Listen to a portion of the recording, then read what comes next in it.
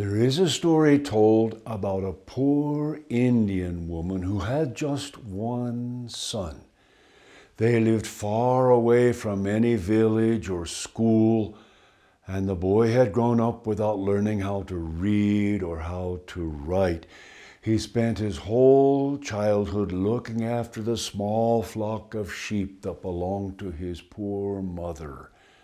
Of course, he was not very wise about the ways of the world.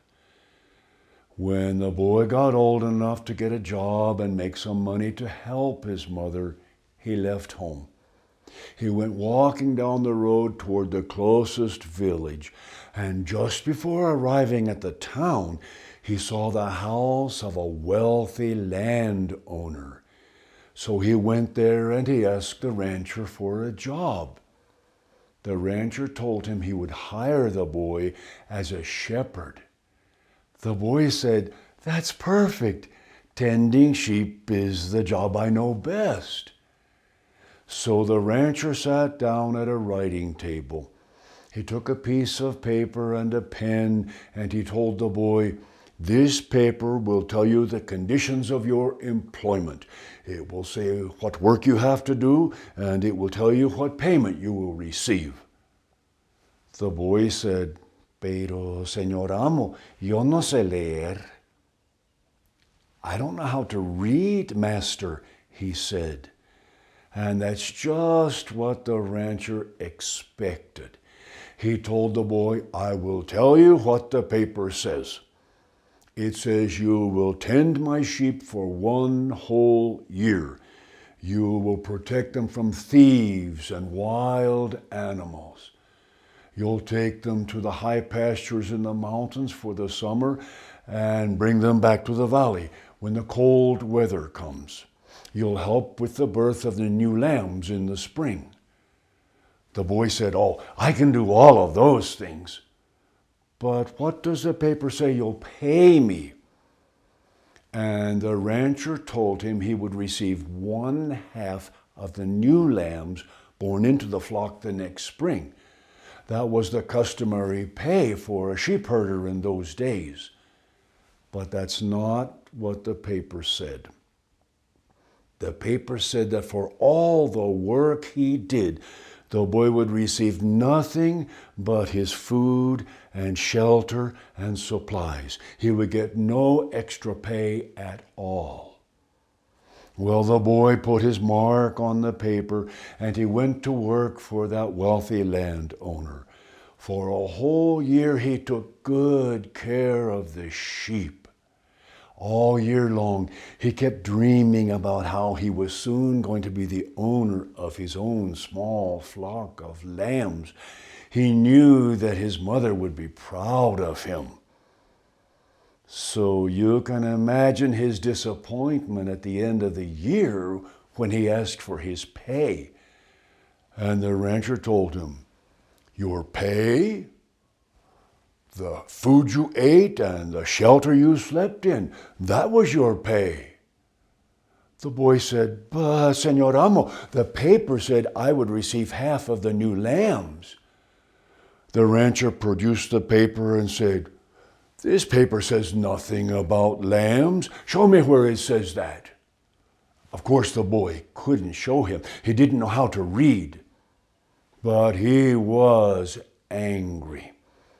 He separated 1/2 of the lambs from the flock and drove them to his mother's house. And the wealthy landowner went to the town and brought charges against the boy for stealing his lambs. When the boy learned that he would have to go to court and defend himself, he asked his mother what he should do. And his mother told him, "Go to the village and ask the people to show you the house of a lawyer. Maybe a lawyer can get you justice." So the boy went into the town, and soon he found the home of a lawyer. He went there and he told the lawyer all that had happened. The lawyer could see right away the boy had been taken advantage of. But the lawyer was also a very greedy man. And he said to the boy, "Oh, that's a very serious charge your master has brought against you. Without my help, you might even end up in jail. But I think I can help you. Maybe the judge will let you go free. Maybe he'll even let you keep the land you have taken. But if he does, you must give me 2 out of every 3 lambs that you have." That didn't seem fair to the boy. He would end up with so little for all the work he had done. But at least he would have something. He said to the lawyer, "Well, just tell me what to do." And the lawyer told him, "Let me do all the talking. And if anyone asks you a question, you answer by saying, 'Baaaa,' like a sheep." The boy said, "Just say, 'Baaaa.'" "That's right. No matter what I ask you or the judge asks you, you answer by saying, 'Baaaa.' The judge will think you're so innocent and simple-minded, he'll never hold you responsible to the conditions of the contract." The boy returned home and told his mother about the lawyer's plan. She said, "Oh, maybe that will work. He must be a clever man. How much payment is he asking for?" And the boy said, "He wants 2/3 of the lambs." His mother said, "Oh, that's too much. 3 or 4 lambs would be plenty." But you know, lawyers aren't the only clever people. Maybe we can use his cleverness to get the best of him. And she told her son a plan of her own. When the day of the trial arrived, the boy met his lawyer outside the courthouse. They went in together, and the first one to speak was the rancher. He said, "Your Honor, this boy is a thief. He signed a paper promising to watch my sheep for a year in return for his food and his shelter. But now he has helped himself to half of the new lambs in the flock." The lawyer stood up and he said, "Your Honor, this poor innocent boy didn't know what he was agreeing to. He thought he would receive half of the new lambs, which we all know is the customary pay for a shepherd." The rancher stood up and said, "We're not here to talk about customs. We're talking about a legal document." And he handed the paper to the judge. The judge looked at the paper and then he turned to the boy. He said, "Boy, is this your mark on the paper?" And the boy said, "Baaaa." The judge was surprised by that. The lawyer said, "Your Honor, listen to that. This boy is a scoundrel. He helped himself to half of the lambs in my flock, and now he's making a mockery of you and your court." The boy's lawyer said, "No, Your Honor. This poor, simple boy has spent all his life tending sheep. He thinks he's one of them. He can't even talk." The judge looked at the boy. He looked at the lawyer. He looked at the rancher. He looked at the paper. And he said to the boy, "Let's try this again. Did you make a mark on this paper?"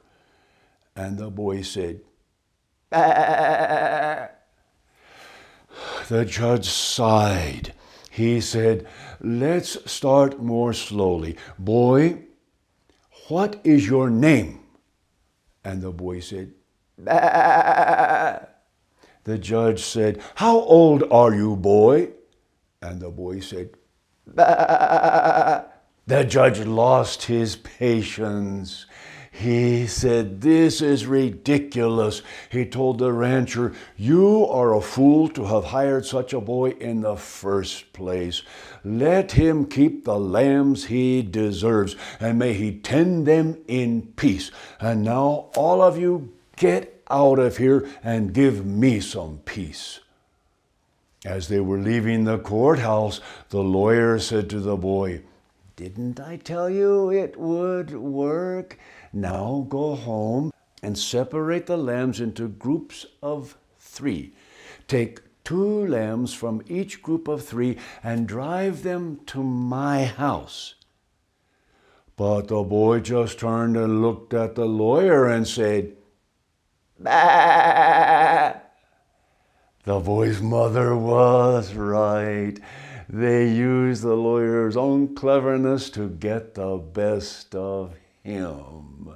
The boy and his mother decided to give the lawyer 4 lambs, and he had to accept that payment and be happy with it, because if he said anything about it, all he would end up getting would be a good, loud Baaaa.